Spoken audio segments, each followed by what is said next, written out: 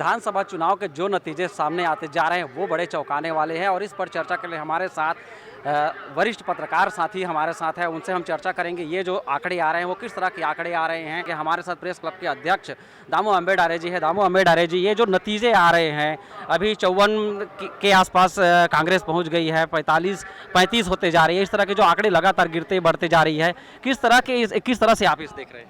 निश्चित रूप से जो ये जो रुझान जो आ रहे हैं आश्चर्यचकित वाले रुझान है, लेकिन ऐसा किसी ने सोचा नहीं था कि इस तरह से ये ऐसा होगा। जिस तरह से एग्जिट पोल लोगों को बता रहा था आज तक, ये था और दुनिया भर के जो चैनलों ने जो बताया उसको धत्ता बताया, लेकिन लोगों को विश्वास बना था भाजपा के प्रति। जिस तरह से कांग्रेस सरकार ने जो काम करी 2 सालों में, इन 5 सालों में 2 साल कोरोना काल रहा, 3 साल में जो उन्होंने कार्य किया, जैसे कई सारे जो विकास कार्य जो बीजेपी ने जो बचा के रखे थे उस कार्य को उन्होंने पूरा नहीं किया। और कई सारे ऐसी जो घोषणा पत्र में जो उन्होंने जाहिर किया था शराबबंदी और गैस और सब्सिडी ब्याज को लेकर, उन्होंने अपने घोषणा पत्र को अमल नहीं किया। इससे लोग काफ़ी परेशान थे। इसका जो नतीजा जो आज जो आ रहा है ये उसी का ही एक कारण है। ये वादे पूरे नहीं करने का ये नतीजे हो सकते हैं, बता रहे हैं हमारे साथ और भी सहयोगी। हम उनके पास चलते हैं। योगेश मिश्रा जी वरिष्ठ पत्रकार हैं, हम उनके पास चलते हैं। ये जो आंकड़े आ रहे हैं, जो चौंकाने वाले आंकड़े हैं बताए जा रहे हैं, इसे आप किस तरह से देख रहे हैं? बिल्कुल, देखिए इससे ये स्पष्ट हो जाता है कि छत्तीसगढ़ में जिस तरह से आप देखिए कांग्रेस के पास में मुख्यमंत्री भूपेश बघेल बड़ा चेहरा थे। उसके बाद अगर आप टीएस सिंहदेव को देखें उप मुख्यमंत्री को, तो कहीं ना कहीं जो भीतरघात की बातें थी कांग्रेस के भीतर वो स्पष्ट रूप से सामने आ रही है।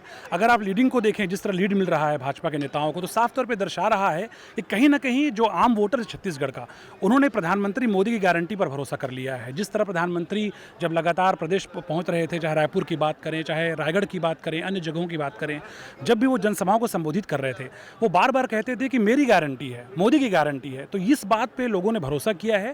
और सबसे बड़ी बात हमें ये लगता है कि 3 नवंबर को जब भारतीय जनता पार्टी ने घोषणा पत्र रिलीज किया था, उस दौरान महतारी वंदन योजना जो लागू किया गया था, जो घोषणा किया गया था कि यदि भाजपा की सरकार आती है तो हम महिलाओं को 12,000 रुपये सालाना देंगे, तो ये बड़ा फैक्ट फिगर के रूप में और बड़ा इंप्रेसिव तरीके से सामने आया है। उसके अलावा आप देखिए 12 नवंबर को मुख्यमंत्री भूपेश बघेल को ये कहना पड़ा कि हम 15,000 रुपये देंगे, लेकिन उन्होंने केवल घोषणा की। एक तरफ भाजपा ने घोषणा पत्र में उल्लेख किया, एक तरफ कांग्रेस ने केवल घोषणा की। तो मुझे ऐसा लगता है कि जो ग्रामीण महिलाओं का जो खास तौर पर उत्साह दिखा वोट डालने को लेकर के, वो कहीं ना कहीं बीजेपी के पक्ष में दिखा। जो साफ तौर पे जिस तरह से लीड सामने आ रही है साहू जी, वो इसमें स्पष्ट रूप से उल्लेखित भी हो रहा है। कहीं ना कहीं लोगों ने मोदी पे भरोसा जताया है, मोदी की गारंटी पे भरोसा जताया है। हमारे पास और भी साथी हैं, वरिष्ठ पत्रकार हैं, युगल जी हैं, उनसे हम पहुंचते हैं उनके पास और जानने का प्रयास करेंगे। दोनों ही पार्टियों ने दमदारी से मजबूती के साथ अपना घोषणा पत्र जारी किया था, जिसमें वादों की झड़ी लगाई गई थी। बावजूद ये जो नतीजे आए हैं, इसे आप किस तरह से देख रहे हैं? जी बिल्कुल, देखिए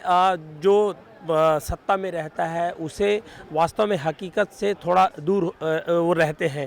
कई बार ऐसे परिदृश्य बन रहा था कि स्थितियाँ बीजेपी के पक्ष में जा रही थी, लेकिन कुछ लोग ऐसे थे मानने को तैयार नहीं था।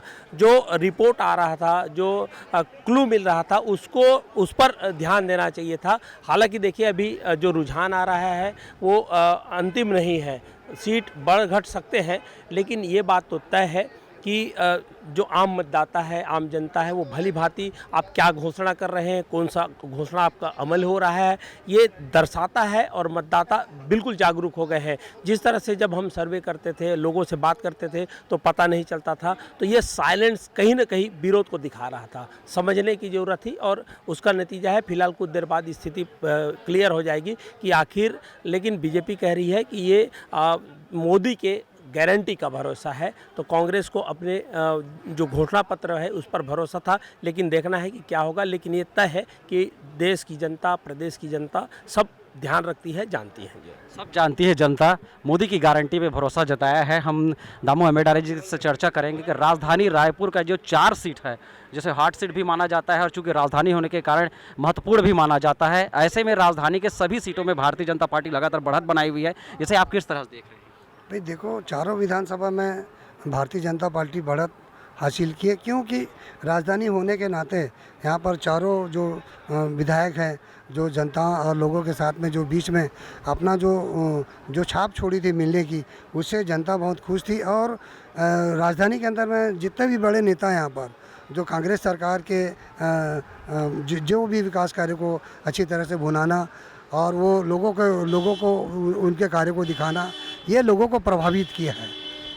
जी, कहीं न कहीं जो भारतीय जनता पार्टी के जो पूर्व के योजनाएं थी, पूर्व के जो विकास कार्य थे, वो कहीं न कहीं प्रभावित किए हैं और जनता को मोदी पे भरोसा है, मोदी की गारंटी पे भरोसा है, जिसका नतीजा है कि जो रुझान आ रहे हैं वो भारतीय जनता पार्टी के पक्ष में जाता हुआ दिख रहा है। अब इसी तरह की और भी खबरों के लिए बने रहें लाइव खबर 24/7 के साथ।